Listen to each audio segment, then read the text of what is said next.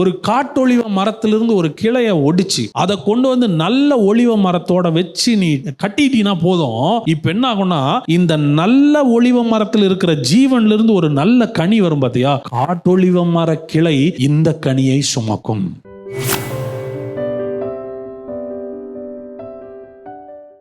வாசிங்க 1 கொரிந்தியர் 1 நினைக்கிறேன், கடைசி வசனம் வாசிங்க. 1 கொரிந்தியர் 1 அவரே தேவனால் நமக்கு ஞானமும் நீதியும் பரிசுத்தமும் மீட்புமானார். யார் நமக்கு பரிசுத்தம்? அவரே நமக்கு பரிசுத்தம். அவரே தேவனால் நமக்கு என்னென்னவா இருக்கிறாராம்? ஞானமா இருக்கிறாராம், நீதியா இருக்கிறாராம், பரிசுத்தமா இருக்கிறாராம், மீட்பா இருக்கிறார். அப்ப நான் சொல்லட்டுங்களா, பரிசுத்தம்னா என்ன? கிறிஸ்து எனக்குள்ள இருக்கிறது தான் பரிசுத்தம். கிறிஸ்துவே எனக்குள் இருக்கிறார். The Holy One is dwelling inside me. பரிசுத்தர் எனக்குள் வாசமா இருக்கிறார். அவரே என்னை பரிசுத்தமாக்குகிற கர்த்தர். பாருங்க, 2 வகையா சுவிசேஷத்தை பேசலாம்.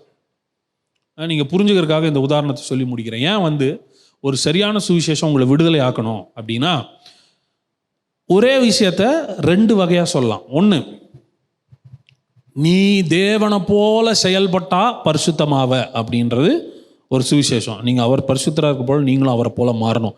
உங்களுடைய குணத்தில் மாறணும், உங்கள் செயலில் மாறணும், பேச்சில் மாறணும், நடக்கையில் மாறணும், உங்களுடைய ஆடையில் மாறணும், அலங்காரத்தில் மாறணும். இதெல்லாம் நீ யாரை போல மாற்றிக்கோ, இயேசுவை போல மாறு, பிரயாசப்படு, அதை பண்ணு இதை பண்ணுனா இப்போ லிஸ்ட்டு உங்கள் மேலே ஏறிக்கிட்டே இருக்குது. இதிலலாம் நான் மாற்றிக்கணும், அதிலலாம் மாற்றிக்கணும். இன்னொரு சுவிசேஷத்தை சொல்கிறேன், அவரே என்னுடைய பரிசுத்தம். Christ is your holiness. அவரே உங்களுடைய பரிசுத்தம்னா இப்போ மாற்றம் எங்கிருந்து நடக்குது தெரியுமா?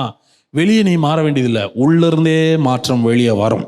உள்ளிருந்தே மாற்றத்தை நீங்கள் பார்ப்பீர்கள். பாருங்க, கிறிஸ்துவானவர் மகிமை நம்பிக்கையாய் நமக்குள் இருப்பதே அந்த ரகசியம். பாருங்க, இப்போ என்ன சொல்றாருன்னா, ஒரு காட்டொளிவ மரத்திலிருந்து ஒரு கிளையை ஒடிச்சு அதை கொண்டு வந்து நல்ல ஒளிவ மரத்தோட வச்சு நீ கட்டிட்டீனா போதும். இப்போ என்ன ஆகும்னா, இந்த நல்ல ஒளிவ மரத்தில் இருக்கிற ஜீவன்ல இருந்து ஒரு நல்ல கனி வரும் பாத்தியா, காட்டொளிவ மர கிளை இந்த கனியை சுமக்கும். அப்போ இப்ப கனியை ப்ரொடியூஸ் பண்ணது கிளையா மரமா?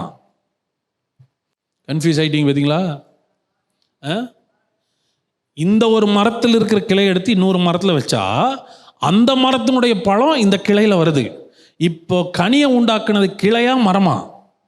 மரம்தான். எந்த மரத்தோட இணைக்கப்படுறையோ அந்த கனியை நீ கொடுப்பனா, பரிசுத்தரோட இணைஞ்சிட்டீனா அவ்வளோதான். நீ ஒன்றும் பிரயாசப்பட வேண்டாம், இணைஞ்சுக்கோ. அவர் பரிசுத்தராய் இருக்கிறது போல நானும் பரிசுத்தராய் மாறிவிடுவேன். இப்போ ப்ரெஷர் என் மேலே கிடையாது, இப்போ பாரம் என் மேலே கிடையாது, அவரோட இணைஞ்சுக்கிறேன். அவரே என்னை கனி கொடுக்க வைக்கிறார். நீங்கள் என்னிலும் நான் உங்களிலும் நிலைத்திருந்தால் என்ன பண்ணுவீர்கள்? மிகுந்த. அப்போ இங்கே ஒருத்தனை பரிசுத்தமாக வாழ மாட்டியா? இத்தனை வருஷம் நீ ஆலயத்துக்கு பரிசுத்தமாக இருக்க தெரியாதா? பரிசுத்தத்தை நீங்கள் அப்படி ஃபோர்ஸ் பண்ணக்கூடாது. அவரோட இரு, அவரோட இரு, தேவனோட இணைஞ்சிரு. கர்த்தரோட இணைஞ்சிருந்தா தானா அவரை போல மாறுவ. ஞானியோட சஞ்சரிக்கிறவனாரான் ஞானி ஆவது போல பரிசுத்தரோடு இருந்தாலே நீ பரிசுத்தமாய் மாறுகிறாய். அவர் உன்னுடைய எண்ணங்களை மாற்றுகிறார், செயல்களை மாற்றுகிறார், யோசனைகளை மாற்றுகிறார், பேச்சை மாற்றுகிறார்.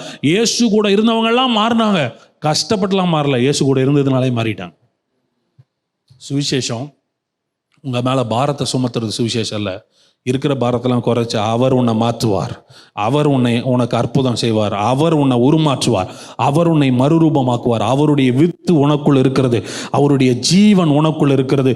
அவர் பரிசுத்தராக இருக்கிறது போல அவர் கூட இருந்தேன்னா உன்னையும் அவரை போல என்ன ஆக்கிடுவாரு? இதுதான் சுவிசேஷம், இதுதான் சுவிசேஷம். Just stay with God. ஆண்டவரோட இணைஞ்சிரு. இந்த நற்செய்தியே என்னை விடுதலை ஆக்குகிறது. ஆமென்.